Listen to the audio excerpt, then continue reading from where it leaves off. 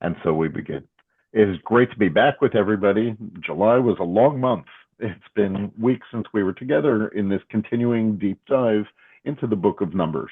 I was looking at some of my past material, and do you realize some of you have been doing this with me from when we started. We started over a year ago, and we have had 35 hours, 35 unique sessions about the book of Numbers. And I feel like we're just getting started. For those of you who are just joining us or recent arrivals, I'm so glad you're here. Those of you who have been doing this with me from the beginning, I'm so grateful for your participation and support. And I'm having a great time. I hope that's obvious. The book of Numbers is even more fascinating to me than it was when we started, as this collection of all sorts of different genres of literature that we've experienced together, some very straightforward narratives and some really obscure and bizarre parts, like the parts that we're going to talk about today. And always there's this idea that Israel in the wilderness is spiritually relevant to the lives that we lead, in the sense that where do we find ourselves in the grand scheme of the Torah? We're not slaves in Egypt. At least if Passover worked for you last year, we're not slaves in Egypt. And we also don't live in this promised land of fulfillment of freedom and justice and peace for all people. God knows. Where are we? We're somewhere on the road in between those two poles. And the rabbis mined this material for all sorts of spiritual nuggets that are found in it. And it's also full of all sorts of great literature, I think, as well, including really bizarre, strange things. Those of you who've been doing this with me for a long time, I'm sorry if I'm repeating myself, that just being weird and bizarre for its own sake is a value in my life. And this chapter, the one that we've been working on for the past couple of sessions, is one of the weirdest chapters in the entire Torah. We're in Numbers chapter 21. I'm going to put it on the screen in a minute. But when I say weird, I don't mean this in a derogatory way, and I guess it's a little bit irreverent, but I don't mean to be too irreverent about it. It's a weird chapter. It's a chapter where all the editorial seams of the text seem to be showing. There's certain, there are these, it's a chapter that's composed of a variety of vignettes and scenes, some of which seem disconnected from one another. And it's also a place where you discover little snippets of other material from other places. That's what I mean when I say the editorial seams seem to be showing.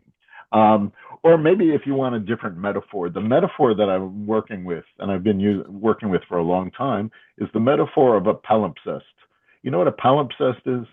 That's a pretty academic word that if you're into crossword puzzles and stuff like that, it'll show up once in a while. A palimpsest is a term that archaeologists and scholars encounter often.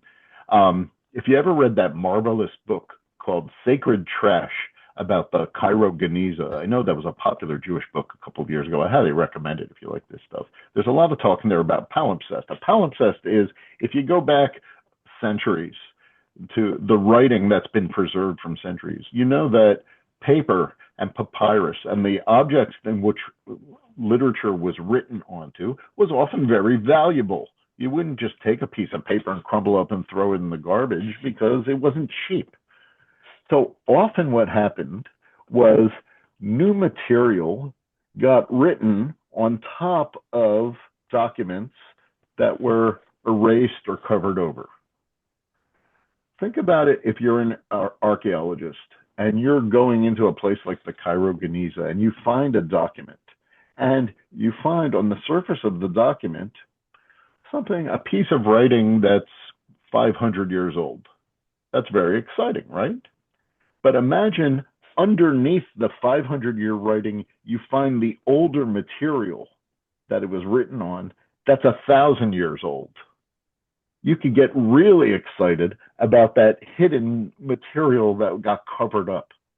That's what a palimpsest is, writing that's written on top of older material. I don't have a palimpsest to share with you today, except that I think it's a really cool metaphor for stuff like we're going to experience in Numbers chapter 21. As a metaphor, there's lots of stuff in the Torah that we have the words that we encounter, but sometimes from beneath, there's much older material, ancient mythologies that come before Israelite mythology that was written down in the Torah that has a way of seeping up from below. And I think and this chapter has stuff like that. And I think that that's really exciting. And the imagery is a little bit spooky too. You have to agree, right? That beneath the surface, there's older voices that are just kind of struggling to pop up beneath the surface. There's a lot more I can say about this. And if somebody here is thinking, that'd be an interesting idea for a book about the Torah, well, I agree, and I'm sort of working on it. Okay, so here's Numbers chapter 21. And just to show you, we're somewhere in the middle of the chapter now. I'll get to keep this image of a palimpsest in your mind when I show you what we're talking about. We've at the beginning of the chapter, there was an encounter with the Canaanites and the king of the Canaanites who deflected them and said, "You're not allowed to pass through our land on your way to where you're going." And then there was the bizarre situation with the copper snake, when the Israelites, in their grumbling against God, got attacked by snakes in the desert. And there was a weird sort of response to that. God instructs Moses to put a model of a copper snake on a pole, and every time Israel looks to that, they're healed from the snake bite attacks. We did that a couple of weeks ago as well. Last time we were together, and here's where the palimpsest image comes to mind. We're talking about the continuing march of the Israelites through the wilderness from Egypt to the promised land. 40 years of wandering. And last time we were together, we encountered a passage where they arrived at the boundary of Moab, and we got this little snippet. Therefore, the book of the wars of the Lord speaks of, quote, Waheb in Sufa and its wadis, the Arnon, etc. This is what we did last time. And look at how weird that is. First of all, you get a little bit of a snippet of an ancient poem that in its context doesn't make much sense.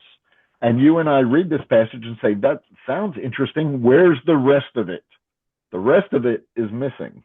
And all we have to work with is this little snippet of ancient material. You see where I'm going with this palimpsest metaphor? It's something far older, of all of which we have is a little remnant or a little bit of an echo of what once existed. And then we spent most of our last time together talking about, what is this, the book of the wars of the Lord? I mean, I'm just remembering that midrash that they taught us in Hebrew school when we were little kids, that before the world was created, God and the Torah are hanging out together. The Torah is eternal, and God consults the Torah as a blueprint to construct the world, which is a beautiful midrash. But in this passage I just read, did the Torah just quote from another book? How can that be? There's another book that the Torah is citing its sources here. That was our topic last time together. And we got this little snippet of a song. Well, that brings us to our passage today, because there's going to be a second song. Numbers chapter 21, part of the delicious weirdness of this chapter is there are 3 little song snippets, and we're going to spend time with each of them. We did one last time. We're going to do one today and another one next week, I think. So here we are. We're in this material will take us through the rest of the day today, verse 16 through 20.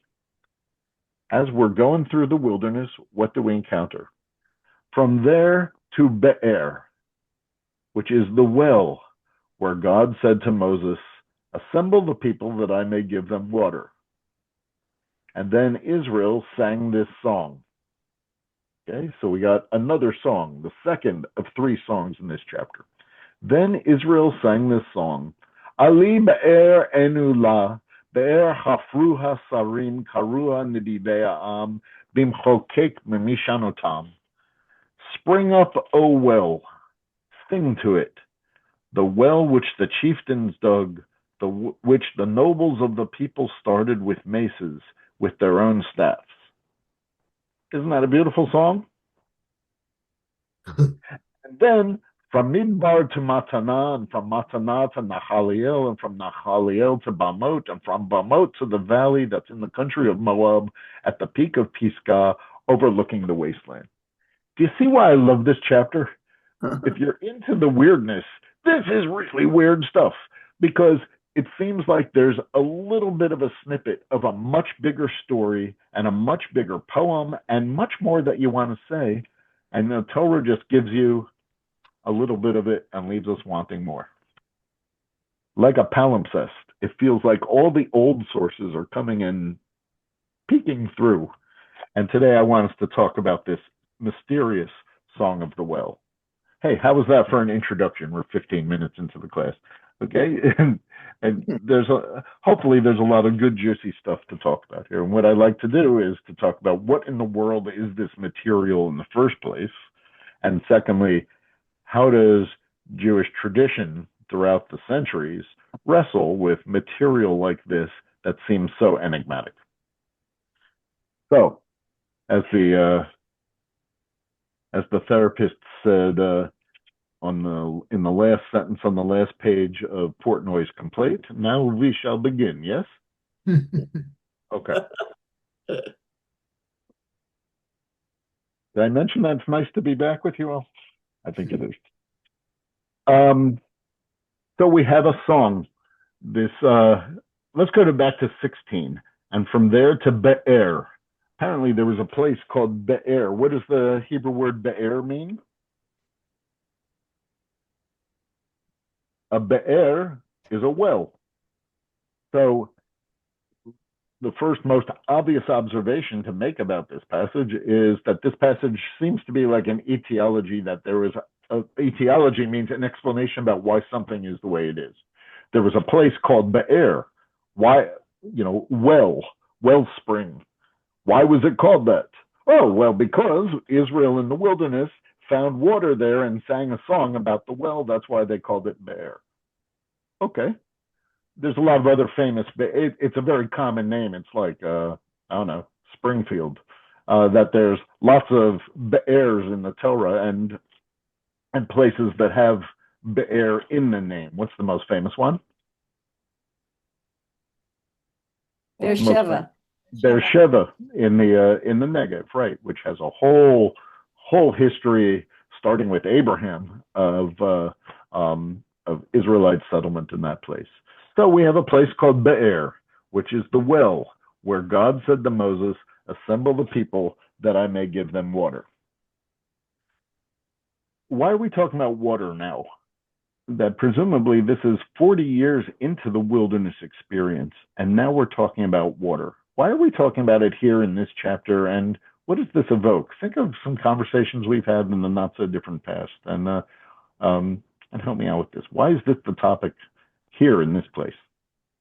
Has water been part of the story in the recent past? Judy. Hi, Judy. Hi. Well, the first thing that came to my mind is that it's a reference. It reminds us of the story of Moses disobeying God and hitting the rock instead of speaking to it. That's just what, talk about problems, that's just what it brought to mind. But then why water? I mean, they are in the desert and water's a scarce commodity. And we just talked about the wadis also being dry. So it seems Fantastic. to Right. Okay. Great. I really like that we just mentioned the wadis, which are dry sometimes in the year and flowing at other times of the year.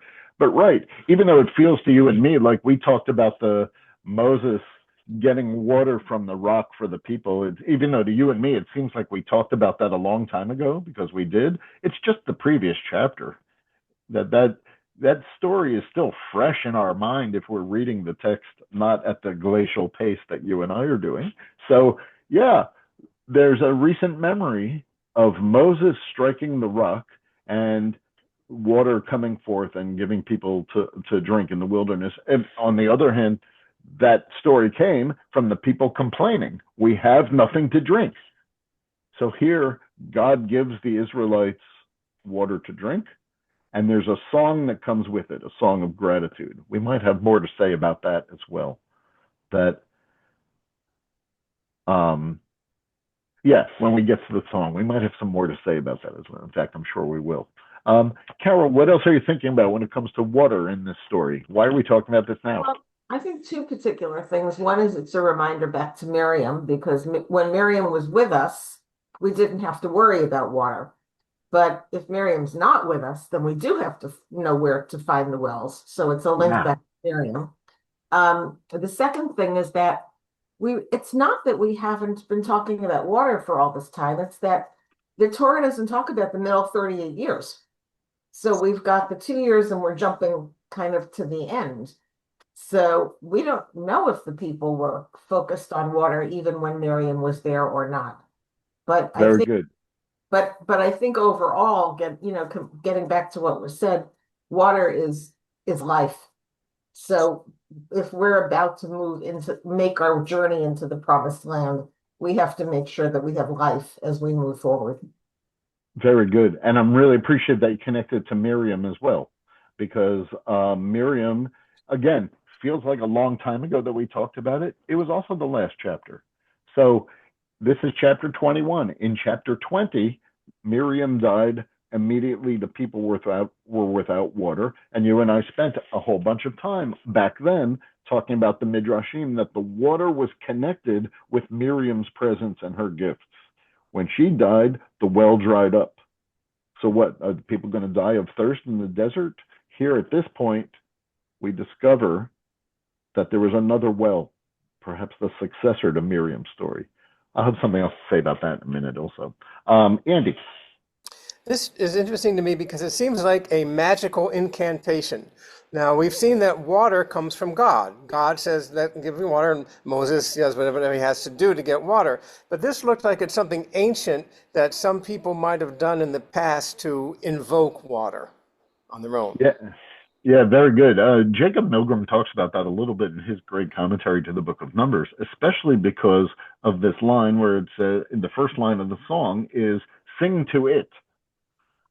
So wait, I thought we sing to God in in the Psalms when we sing Psalms of gratitude in Torah. Sing to God a new song of gratitude for the blessings God has given us. But the translation that we're working with here says sing to it, to the well. That doesn't seem very Jewish. That gave the commentators some headaches. Good point. Okay, now let's get really into this. I've given you, oh, you know what? I didn't share it yet. I have a great source sheet of all sorts of fun stuff on it that I'm going to put on the screen in a moment, but I will also, in the chat, I'm putting a connection to this pretty cool source sheet that I've put together that you'll see momentarily. Okay. Everybody see that? Yeah. Let's start with the first line in verse 17. Before the song even gets started, we have this. Az Yashir Yisrael et Hashira Hazot. Then Israel sang this song as sort of the introduction to what's called the Song of the Well. I've already said that there's 3 song fragments in this chapter. But the first one that we experienced was, again, it wasn't the people singing, it was a line from the mysterious Book of the Wars of the Lord. This is the first time we hear, then Israel sang. Not the first time, but the first time in a long time. In fact, all throughout the book of Numbers, do we hear of Israel singing? No. We hear of Israel fetching. All that the Israelites have done chapter after chapter is complain and rebel and kvetch. When was the last time that Israel, corporate Israel, sang a song together? At the Song of the Sea. At the time, back in Exodus chapter 15, when the sea split and Israel came through on dry land, the waters closed, and Az Yashir Moshe Bnei Yisrael Tashira Hazot. Then Moses and all Israel sang this song in almost exactly the same language. And they sang, and Shirat Hayam, the elaborate song of the sea that was sung at that time. Mi chamocha be'elim Adonai. Who is like you, O God, awesome in splendor, doing wonders? Oh, here, look, I put it on the source sheet. In Exodus chapter 15, Az Yashir Moshe uvnei Yisrael et hashirah hazot. Then Moses and the Israelites sang this song to God. That sounds very similar to Az Yashir Yisrael et hashirah hazot. Then Israel sang this song, except for all the ways in which it's different. How is it different?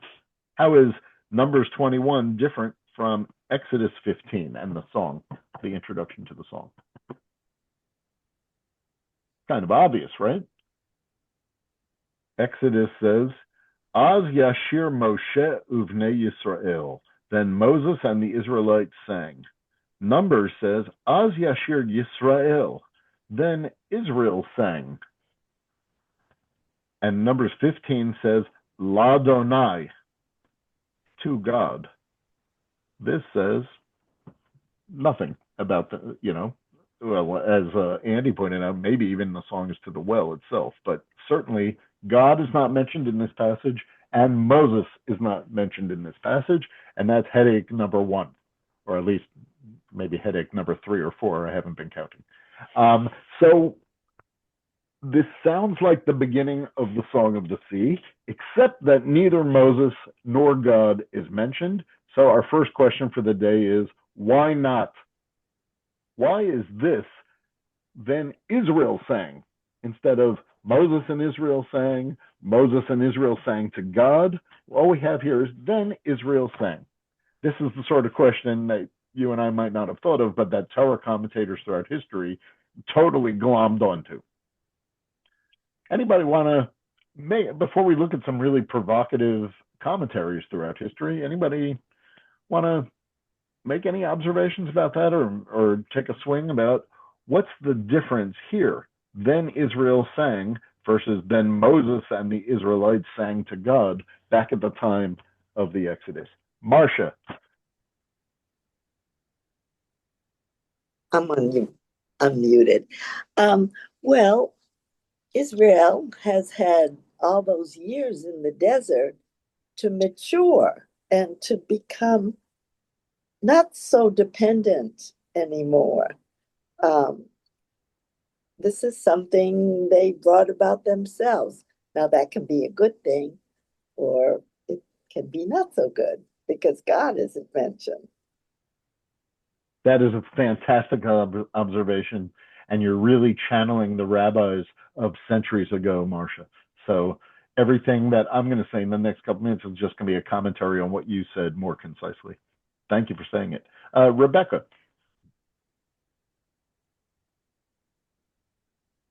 Okay, well, this is probably less in line with the rabbis, but sort of from an outside the text perspective, I would say maybe because this song wasn't originally associated with Moses. Okay, so that's a good anthropologist sort of approach. Like maybe it didn't originally go at this point in this story. Maybe it got stuck in. That's sort of the approach that Jacob Milgram takes. He says, yeah, because this is a pagan sort of pre-Israelite kind of quote that the historical memory of the Torah remembers and sticks it in here. But before that it's from another place and another time, like a palimpsest, like I said before. I'll stop using that metaphor from this point forward, I promise. And that's a good kind of cultural anthropology, sort of historians kind of perspective. Of course, we have no proof of that. If I had proof for you that this poem existed thousands of years before the Torah did, I would show it to you. We don't. It's all speculative. Susan, give us one more. You're a midrashist. Is there opportunity for midrash here? Yeah, the earlier one is Moses and the Israelites, as if they're not one group, they're not together. And then Israel sang this song.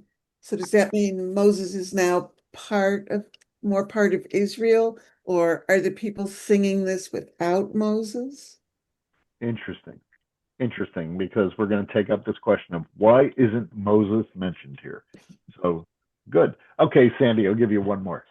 Well, it's the same idea that Moses isn't mentioned because Moses is on his way out. That's been true since he struck the rock. But he still, but I mean, I don't mean to be argumentative with you because I think that that is some of the ideas of what's going on in these chapters. And yet, so why not mention him though? I mean, I mean, Because the people are isn't that going to be, disrespectful to say somebody who's making the transition to already say, oh, it's like they're already gone? Go ahead, Sandy. I'm sorry, I'm being facetious. just that he's already gone, that the people aren't relying on him, they're doing things on their own. Ah, ah. Now we're close to Marcia's comment at the beginning, and I've got a very exciting midrash to share with you in just a moment. But let's hear from Judy, and then I'll show you some midrashim about this. Okay, thank you. I guess I have a question. I just took a quick look back at chapter 20, and Aaron dies, and the end of chapter 20, it's the period of Shloshim, and then we get to chapter 21. I just wonder, I don't know how much time has elapsed from the end of chapter 20 to beginning of chapter 21, but is Moses still grieving? I mean, I know that the Shloshim is over, but that just occurred to me, that if he's grieving, he doesn't want to engage in singing. Oh, and I'm not sure this is what you're saying, Judy, but in Jewish mourning customs, when you're sitting Shiva or even Shloshim, you don't sing. Right, that's what I was You thinking. distance yourself from music is what. That's a beautiful midrash because I don't know the answer to, but oh, that's really good. Oh, thank you. Because of course Moses was a follower of rabbinic Judaism. Yeah. All right. That's great. Okay, let's take some of these beautiful suggestions we put on the table and see what we've got here to share with you. First, I included just a brief snippet from Ellen Frankel's masterful feminist commentary to the Torah called The Five Books of Miriam. The reason I put Dr. Frankel's sentence here is because of all the stuff that I looked at, all the sources that I investigated for this class, I didn't find anyone who actually connected it to Miriam's well, except for Dr. Frankel, a contemporary scholar. So, but I was thinking it, and you were thinking it, so I put it on the page here. God teaches the Israelites how to summon water with this incantation after Miriam's well has disappeared. It's very powerful. I mean, because we made a lot about how Miriam and the well are associated with one another. Back at that time, we talked a lot about women's Torah. I'm sure you've had seders with Miriam's cup on the table where you talked about this idea at great length. But one of the questions is, so after she's gone, where do we get the water from? And Dr. Frankel says one of the things that's kind of subtle here, but kind of subtle and unspoken, is God is instructing Israel how to face a future, even after the loss, even after the loss of inspiring figures who led us. Now Israel is sort of in a different place to be able to find water on its own. Let's go with that a little bit more because now's the midrash that I'm really excited about. The Yalkut Shimoni is a midrashic anthology from medieval times that takes material from all over the place, often material that appears in other midrash and Talmud and other places, and anthologizes it together. Although, as far as I can tell, this is the first place where this particular midrash appears. And I think it's the first amazing insight from our tradition about this chapter. Watch this. So the question remains, where's Moses? Just to restate the question, in Exodus 15, at the time of Passover, at the time of the splitting of the sea, Moses and Israel sang this song. Now, 40 years later, Israel sang this song. Where's Moses? And watch this 1,000-year-old plus insight from our tradition. Then Moses and the Israelites sang. That's back in Exodus. Rabbi Avin the Levite said, when Israel rose to sing the song of the sea, remember, the sea split, we went through on dry land, the sea closed, slavery was a thing of the past. When Israel rose to sing the song of the sea, Moses did not let them sing it by themselves. Instead, like a teacher who recites the portion with a young student, Moses sang it along with them. And it's written, Moses and the Israelites sang. The image I have in my mind is a bar mitzvah tutor and the 12-year-old bar mitzvah student learning the Torah portion for the first time. Instead of just saying, here's the text, let me hear you chant it, Moses, the tutor, is sitting with the bat mitzvah girl and saying, Az Yashir Moshe, do this together with me, Uvnei Yisrael. There's something kind of beautiful about this image. Like a teacher who recites the portion with a young student, Moses sang it along with them. That's why it says, Moses and Israel sang. Now, to our Torah portion 40 years later. After 40 years, Israel had grown up. Marsha, you with me? Right? After 40 years, Israel had grown up, and they sang the song of the well by themselves. As it is written, then Israel sang. They said, Ribono shel olam, master of the world, since it's up to you to provide miracles for us, it is up to us to sing to you. And so it is written from Isaiah, God has delivered us, that's why we offered up music. There's a couple of, I'm going to say, what this midrash means to me, and then I'm eager to hear your feedback and reflections of this. I think this is an amazing and rather beautiful insight from the tradition that,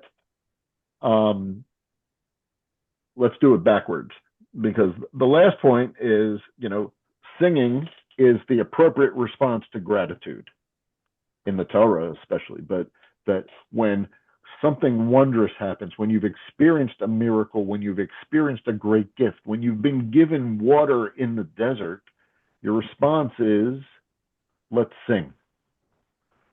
I think there's something kind of poignant about that. But even more remarkable to me is the first insight. And that's this one. After 40 years, Israel had grown up, and so they sang the song of the well by themselves, not with Moses leading them like the bar mitzvah tutor again. This caused me to reflect on everything we've been doing together for the past year about what's going on in the book of Numbers. It's too easy to say, oh, the book of Numbers, just one complaint after another, one rebellion and appellate punishment after another, and so on. Yeah, it's some of that. But pulling the camera back a little bit, what this midrash proposes is that Bemidbar, the time spent in the wilderness, is the adolescence of the people. And everybody who knows anything about adolescence knows that it's sometimes painful, that there are painful rebellions all throughout adolescence. Sometimes it makes you want to tear your hair out. Sometimes it makes you want to kill the other one. But these painful rebellions represent the growing pains towards a place of self-sufficiency and independence that every parent of any teenager knows. Here it is explicitly in the Midrash. After 40 years, the word Marsha used was matured. There's been a maturation process. Israel had grown up, and now they're singing all on their own. They don't need Moses holding their hand quite so much. Does this mean we don't need God in our lives anymore? No. But my teacher, who we've invoked many times, Rabbi Yitz Greenberg, would love this interpretation. I don't know if he ever took it up in any of his writings, but Yitz would love this interpretation because a lot of what he talks about is that religious maturity, just like maturity in a household of parents and teenagers, he suggests religious maturity means taking control of your own destiny, taking responsibility for your world, not saying if there's a problem in the world, well, God will fix it. Religious maturity says that we are invested with a certain amount of responsibility for the world in which we walk. And that's what God wants from us, to accept our responsibility that's been, with which we've been invested. And I get all of that from simply not even one word in this Torah portion, but the absence of one word, the absence of the word Moses. Instead of Moses and Israel sang this song, 40 years later we have Israel sang this song. Why? Because they'd grown up and they were able to sing this song by themselves as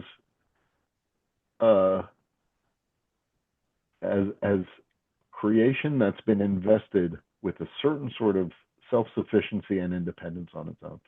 I think there's something kind of beautiful about that, and I'd love to hear any responses that anybody wants to share with this. If you don't like that, I got another interpretation too, but I'd love to hear some responses to that. And if you're familiar with the theology of Rabbi Yitz Greenberg, I think you'll get a sense of what I'm talking about there. This sense of, look at the Bible's evolution and Israel's evolution throughout history, and it's one of a growing sense of independence and responsibility for this world in which we're invested. John Adler, how you doing? Good. How are you? Good. Good to see you, John. It says here Israel had grown up, but I'm thinking maybe this is the new generation. Mm-hmm. Keep going.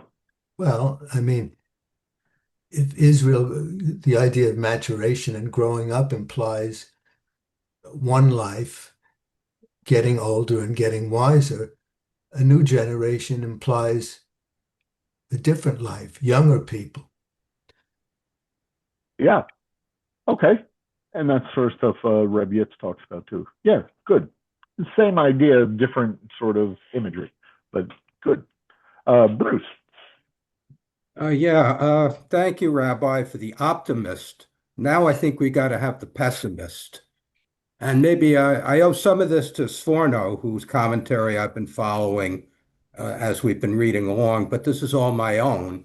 And a lot of it's under the influence of the Tishba B'Av reading of Lamentations. Can God stay angry with us forever? I believe is a line from that. Can he stay mad? He's obviously mad at us. Can he stay mad at us forever? We should hold that thought. We often say about a person, we shouldn't judge them by their worst deed. Well, God is mad at Moses. Moses does not belong here. He does not belong in any place that has sanctification of a well with water because he did not do his job. And God is holding it against him. And he will mention it again because you can't go into, when we get to Deuteronomy, if we ever do, it will be brought up explicitly. So it's not about the people. Maybe it is about the people growing up. That's the optimistic point of view. The other point of view is that God can stay angry, and he is with Moses. So Moses' name is sort of removed from this passage. That's why he's not in the passage. He didn't belong there. He didn't do his job. It's certainly a fair interpretation. It's certainly a fair reading of it. I'm going to show you another midrash that will take very much exception to that. And then, by the way, when Eicha says, "Can God stay angry forever?" It's a rhetorical question. The answer to the question is no, of course not. Just like a parent can't stay angry forever at a child. Of course not. There'll be future successes, future accomplishments, future victories yet to come. But in the moment, it's extraordinarily painful. Listen, your interpretation about the removal of Moses' name from here is going to ring in my ears for a while. It is certainly valid. I'll show you the opposite of that from another midrash. I did this in order of the ones that I liked the most. So I just shared with you the one I really, really like. But here's another way that the classic midrash read this passage and asked, what happened to Moses? Where's his name here? And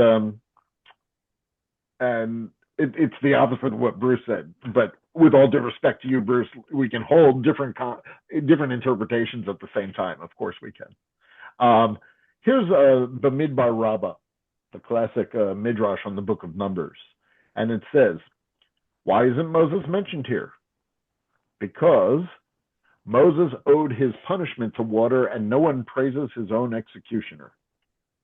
Moses has this lingering, yeah, see, I don't have a deep spiritual insight into this, but as far as the psyche of the characters, it's kind of interesting if you're reading it as literature, that that Moses in just a previous chapter struck the rock when the people were thirsty.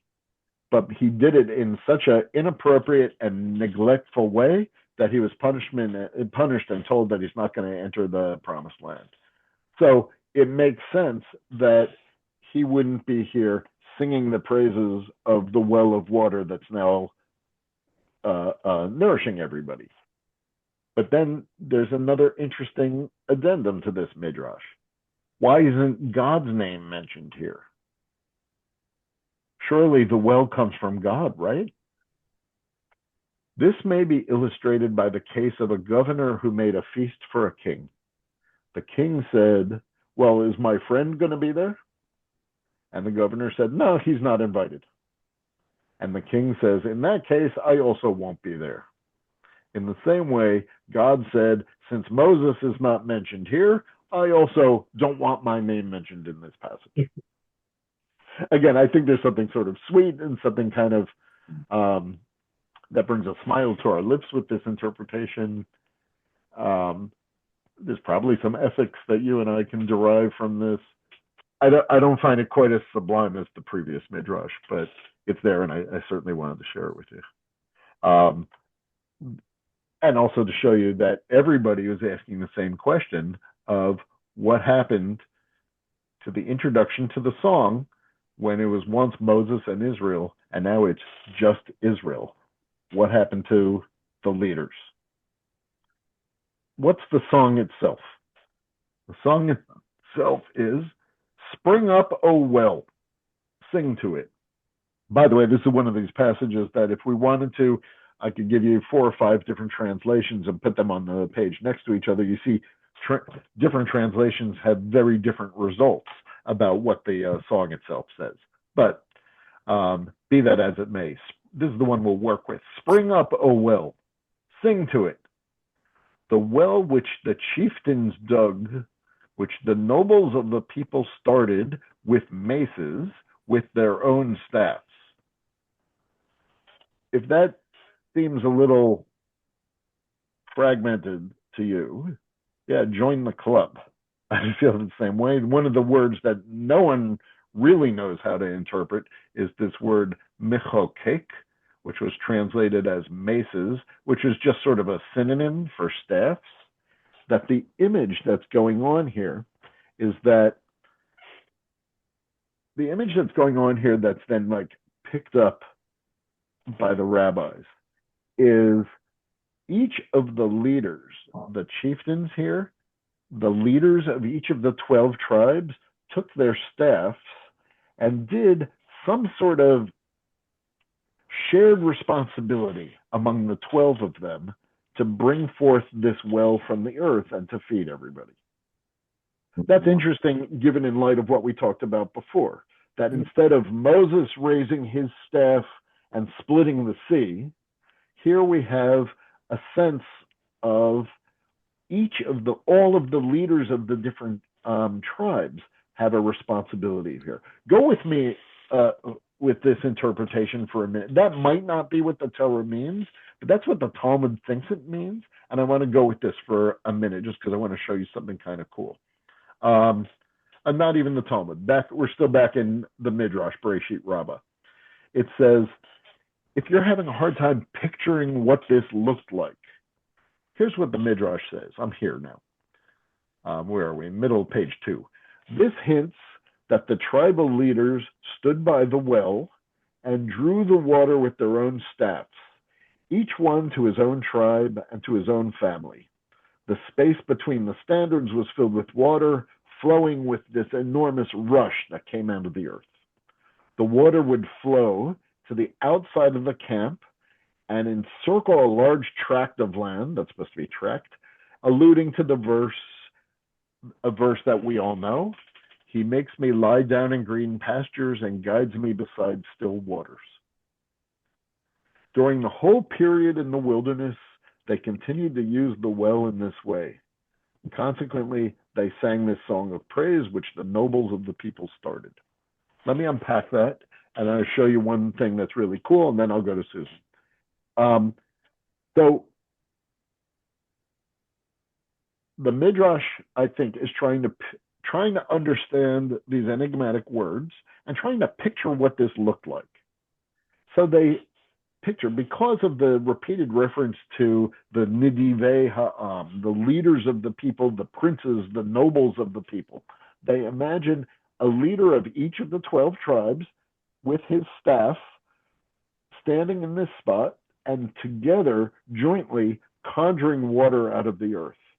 Again, as opposed to 40 years ago when this was just Moses's privilege or just Miriam's privilege, now it's this shared leadership of all the 12 tribes of Israel.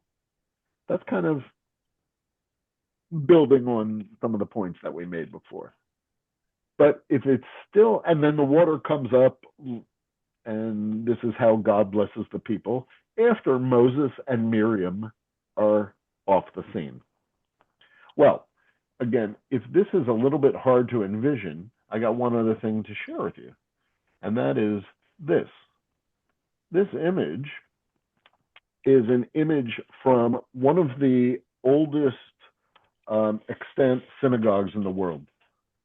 Third century, that's 1700 years ago, third century synagogue in Syria that's known as the Dura Europos synagogue. It's in eastern Syria, almost on the border of Iraq, that archaeologists excavated. And among the things they excavated there was this image on one of the walls. And this image illustrates the Midrash. It doesn't illustrate the Torah. It illustrates the rabbinic interpretation of the Torah, because what's going on here? Here's the well in the middle of the scene. And 1, 2, 3, 4, 5, 6, 7, 8, 9, 10, 11, 12 representatives of each of the 12 tribes, each of them with doing something with their hands. I don't see the staffs, but each of them doing something with their hands, and the streams of water coming from the well to nourish each of the 12 tribes. So I share this with you because for a couple of reasons. One, this visual midrash. Midrash doesn't just have to be words. Art can also be midrash. So here's this interpretation of the well. Secondly, my point that it's not exactly the interpretation of the Torah. It's a visual interpretation of the midrash, that how each of the 12 tribes drew what their tribe needed from this place, but they also shared the responsibility for doing it. And third, I share it with you because of one other thing. I don't know a single American synagogue that has an image on it, although maybe I'm wrong, maybe you do, but that has used the Song of the Well for decorating its synagogue. It seems like not a very popular image that contemporary Jews have drawn on. But once upon a time, at least in Syria, hundreds and hundreds of years ago, this image was evocative enough that they used it to decorate the walls of their synagogue. It was that well known of a story. So those are the three reasons why I wanted to share the Dura Europos image with all of you. And the memory of Israel's experience in the desert, and how after Miriam was gone, and how after Moses was fading from the scene, God continued to keep us alive in the wilderness as we journeyed from place to place.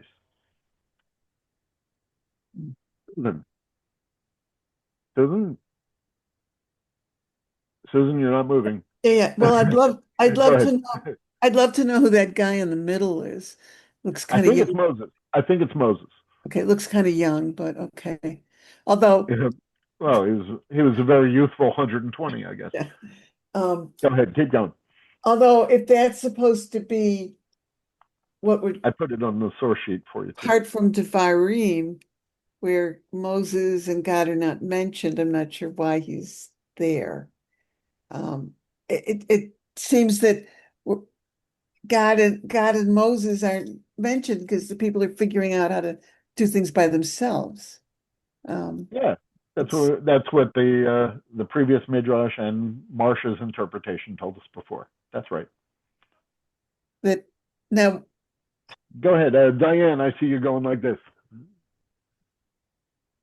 Oh, should I Diane? go? Yeah, I had trouble with Yeah. is it okay? I had Yeah, trouble I can with, hear you. Go ahead. yeah. Um, I wanted to ask a question about Miriam. So Miriam has become, in feminist circles at some point, she's gotten elevated a lot. And we have songs now and dance to her. It was to kind of have her be a key leader for us and I guess the question that I have is, how do other denominations, synagogues deal with Miriam? I'm just familiar with the feminist. First of all, am I a denomination? I'm just teaching you Torah here. Right, I know, but I don't know. But I assume you might know more than I do about. Well, I'm going to respond in a slightly different way. Lots of different kinds of feminism. Of course, I don't need to tell you that. You tell me that. But Judith Plaskow, who sort of plowed the field here, says it's not about lifting up or inventing voices where there weren't ones before. She more uses language of reclaiming what was and somehow got dropped out or left out or obscured. So when we were talking about Miriam in the previous chapter, however long ago that was, I remember sharing with you a passage from the Talmud, and offline, Diane, I could find this and send it to you, that talked about 3 leaders in the wilderness, Aaron, Moses, and Miriam. And each of them were essential because each of them were a different model of leadership. And a healthy society needs all 3 of those models. Moses provided a certain sort of model. Miriam provided a certain sort of essential model. Aaron sort of provided a certain sort of essential model. What I think feminist Torah commentaries have done in recent years has said, yeah, what happened to that Miriam model? Let's give it the voice that it once had and that it needs to have again. And also create new midrashim, new rituals and things like that, like Miriam's cup at a Passover Seder. That's not an old tradition, that's a new tradition. But building on spiritual wisdom of the ages of our people. I mean, that's the best I can do with that. And how would an Orthodox Jew look at Miriam? It's too much of a broad brush. I can't quite answer that question. I mean, Blue Greenberg is an Orthodox Jew, and she kind of and she has a lot to say about this stuff. So I can't answer that. It's just too broad a brush. Okay. But maybe Carol can. So Carol, you're next. You had something you want to say, but maybe you also want to respond to Diane in a different way? I don't know if I can respond to Diane too much, but what I wanted to share was that I love the Midrash with the 12 staffs causing the water to come out in 12 different directions, but it's in such direct contrast to the Torah story where Moses and Aaron are challenged about who's the leader, who are the leaders here. And the 12 leaders bring their staffs up to the tabernacle and they all put them on the tabernacle. And only Aaron's blossoms with almond blossoms. And that's the proof that Aaron is the high priest and that Moses and Aaron are in fact the leaders. And it's actually a direct opposite of that story. So picking up on Yitz Greenberg's idea of religious maturation, I love the idea that in that story, which isn't really that long ago, that the 12 leaders were still not accepting Am Yisrael as a whole, as a unit. They were still jealous of each other. But here they are now working together. And we see the water allowing them to survive. So that's where my mind went. The other question I have on that last picture that you showed that I thought was beautiful is over by the menorah. It looks like there are 2 candlesticks, like Shabbos candlesticks. Yeah, we don't have a date for which time Jews started to light 2 Shabbos candles. I mean, clearly after the temple was destroyed, but many people think it was in the Middle Ages. We don't have a date. So the idea that this is 1700 years old and actually looks like, if I'm interpreting that right, there are two candlesticks there that looks like they have flames on top of them, I think is fascinating. So if I you have not. do you have any insight on that? I only have one point to pick with you about what you said. I see them now. I have no idea if those are supposed to evoke Shabbat. We certainly have the seventh branch menorah here that evokes like the temple. I don't know what this is here in front here. So you're looking at these two things. It's an interesting question. I don't know the answer. I just have one thing. Why do you think Shabbat candles are medieval? I mean, the Mishnah talks about how you light Shabbat candles. Amen Madlikim. Well, okay, so Talmud does talk about lighting. Yeah, I guess Talmud does talk about and how many you light because there's nothing in there that says you can only light two, you could light five or seven or whatever. That's true. That's true. But I gotta presume that Jews are lighting candles at least since the Mishnah. And the Mishnah, which is 2nd century, is codifying behavior that people have already been doing for a long time. It's not making up new behavior. So this would only be about 100 years later, and if I'm interpreting this right, here's a physical picture of that happening, which I think is fascinating. Well, I think that's nice too, because maybe this isn't where you're going, but in our final minutes together, with all this talk about water in the desert and so on, of course, is also symbolic in nature, right? That we're not, I mean, maybe the Torah is literally talking about thirsty people in a desert can't survive without water to drink. But you and I studying the Torah here, water in the desert becomes a very evocative symbol for that which keeps our souls alive. I mean, the Talmud says in more than one place, Ein mayim ela Torah. When Torah says, when our text says water, it's talking about Torah, that which spiritually keeps us going in spiritual deserts, right?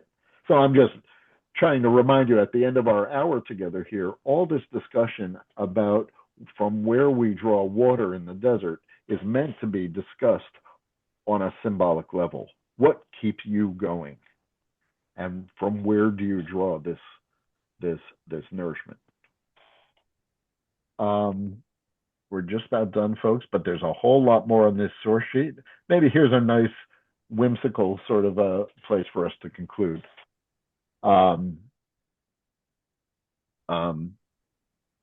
Because I did not get to go to Israel this past month, I'm certainly always thinking about Israel, and I was eager to get back there. But as most of you know, we had a death in our family, and my mother-in-law passed away, and my trip got not canceled, but postponed for another time. So here's something about a little bit wistful that connects us back to this well and what happened. The well was a product of the journey. And it's a product of the diaspora. There's a passage in the Midrash that says, what became of this well? And says, you want to see it? First of all, everyone can go over to Gershom's house, and he'll certainly invite you into his living room, and we can watch it there. But there's also this sense of a verse at the end of this passage, which we didn't get to discuss today, at the peak of Pisgah, overlooking the wasteland. And the Midrash turns wistful and says, this alludes also to the well, which accompanied them, the Israelites, until it entered the Sea of Tiberias, which is the Kinneret, the Sea of Galilee up in northern Israel. In other words, we need different sorts of wells to sustain us in different places in our history. When you're traveling this road on the way to the promised land, you need one thing. I think Jews living in Israel need a certain sort of protection and a certain sort of forbearance. Jews living in diaspora sometimes need a different sort of security and a different sort of forbearance.